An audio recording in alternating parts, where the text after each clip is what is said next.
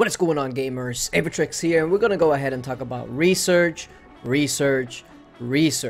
but more specifically, the battle tree. Now, I've already met so many people that they've started the game and their main focus is getting their might higher and higher and higher.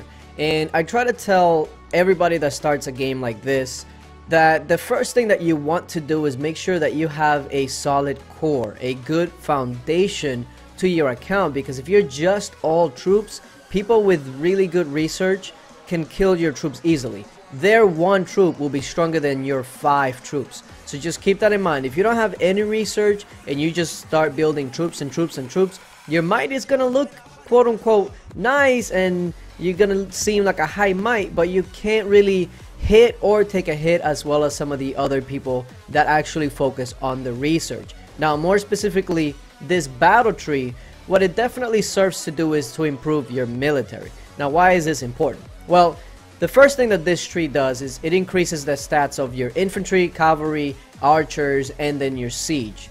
You want those stats to be higher in order to be able to take hits better, to deal hits better, etc. So the better that these stats are, the less troops that you're going to lose, whether you're hitting or defending. The other thing that this does is that it improves the number of troops that you can actually send out. And of course, it's no secret that the more troops that you can send, the more damage that you're actually able to do. So early on, this is a tree that I would definitely try to focus on, especially if you're going to be a person that's going to be focusing on attacking other players and getting kills and whatnot. I'm kind of like the opposite. I kind of like to build my my account with enough core might that even if I get zeroed, quote unquote, it doesn't really hurt me that much. But as you can tell, I've already been heavily investing into this tree. The infantry attack and the archer attack are already at 10 of 10. Cavalry attack would be 10 of 10, but the problem that I'm having is I just do not have enough silver. Look at this, like I'm silver poor, okay? I am silver poor. And if you look at my items and my speed ups, I have the speed ups. Where are they at? Research speed ups. Look at all the research speed ups that I have, but unfortunately I just do not have the silver. So I'm gonna have to find a way to get silver in a way where I can keep boosting, but for now it is what it is. I'm kind of stuck doing smaller researches until I do. Now, the other thing that this does is that if you are going to be rallying, whether this is another person or a stronghold, this actually does increase your rally troop attack and HP and the numbers that can actually send out in a rally.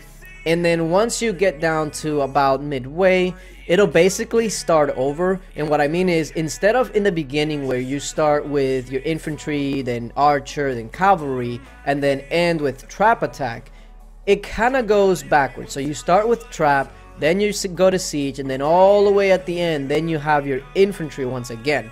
And essentially they do that so they prevent you to get way into the tree, get your infantry and archer and cavalry, and then just forget about everything else.